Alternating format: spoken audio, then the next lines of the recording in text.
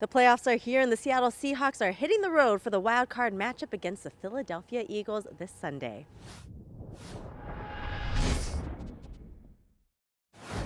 We understand what this trip calls for, and want to try to get every ounce out of it in preparation and then in the travel and all of that, so we can play really good ball.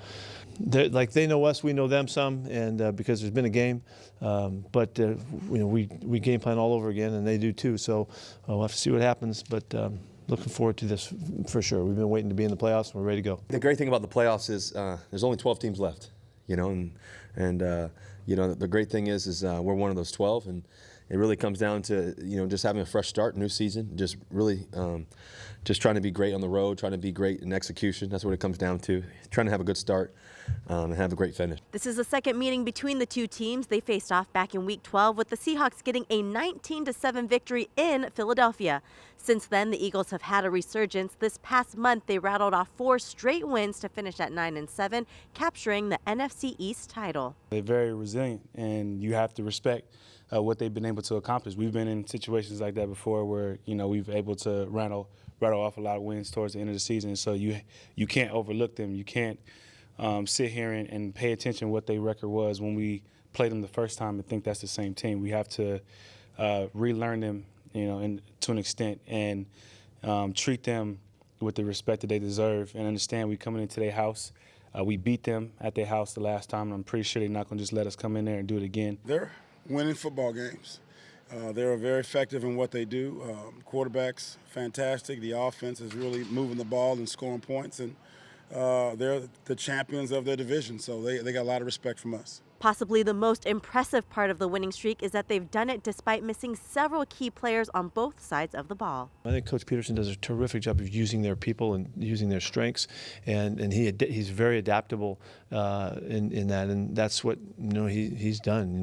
And to get Greg Ward going, and now he's caught a bunch of balls since our game, and he's a featured guy in the pass game, and without Ertz for a while, he goes right to Goddard, and away they go, and so they running backs too. Boston Scott came in and picked right up, where Sanders left off, and he really plays to his personnel really well. Obviously, our roster, due to the amount of injuries, is probably the biggest thing that's changed, especially on the offensive side of the ball. And secondly, I think the guys just understood everything was a must win. Everything was it was a situation that we had to, we were fighting and scratching, because if we were going to make the postseason or at least win the NFC East, everything had to be a must win. So I think the guys really embraced that, and then as a coaching staff too, we just got back to the basics, got back to the fundamentals, and just did the things that I think you do coming out of training camp. Try to keep it simple for your players. In the last meeting against the Eagles, one major difference maker was turnovers. The Seahawks forced 5 turnovers, 4 of them coming from Carson Wentz alone, who threw 2 interceptions and fumbled twice. I think number one, I think of the turnovers that we had. We had 5 turnovers. I think we had the 2 interceptions, 3 fumbles, and I mean that just demoralizes you, and our execution and things of that nature. And you can't do that and expect to win against good football teams and against a Russell Wilson-led football team. I think that we had something to do with that, and our guys made some plays in pass rush in particular. Real nice couple interceptions, but the pass rush was really the factor. I think they got the ball on the ground, and we were able to scoop it up and go. So hopefully that factor can be there again. There's nothing like it. There's nothing like it when you're rushing the passer and you're causing the QB problems and the ball's under attack, and that's what we're trying to get done. Back in November, the Eagles' defense sacked Russell Wilson a season-high 6 times. They rank top 10 in total defense, and it's their run-stopping ability that stands out the most. They rank 3rd in run defense, allowing just 90 yards a game on the ground. They have great defensive line, great linebackers. They do a lot of things. Their safeties are really talented too as well. I mean, Jenkins is all over the field. McLeod is a tremendous football player. They got a lot of great guys on their defense, and they know how to do it. So, and Coach Schwartz is a great coach. He knows how to call plays and knows how to pressure and change it up and do all that. So, I think for us, it's staying poised, just staying in the next play, and just lock it in the next play.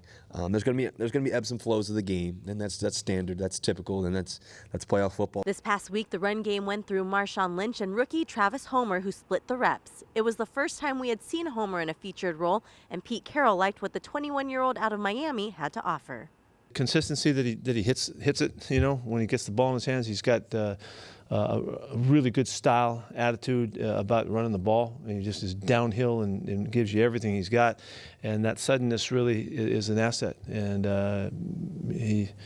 we love the way he plays, love the style of his play. I think we all knew what a physical runner he was, the way he would, look for contact and finish runs, but the production in the passing game is really kind of what caught my eye.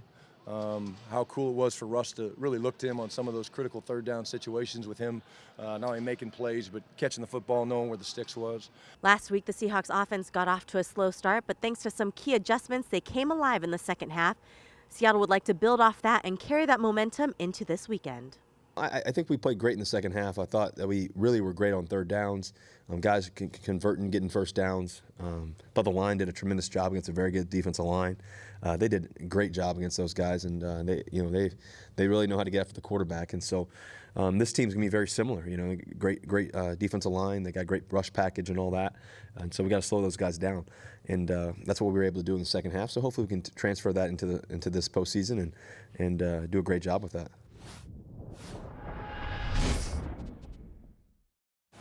Well, the Seahawks players are not worried at all about hitting the road to open up the playoffs. This team set a franchise record with 7 wins on the road this season. And this team has won all 5 meetings against the Philadelphia Eagles under Pete Carroll. Well, kickoff is set for 1:40 p.m. Pacific. You can watch it live on NBC or, as always, listen to it on the Seahawks Radio Network.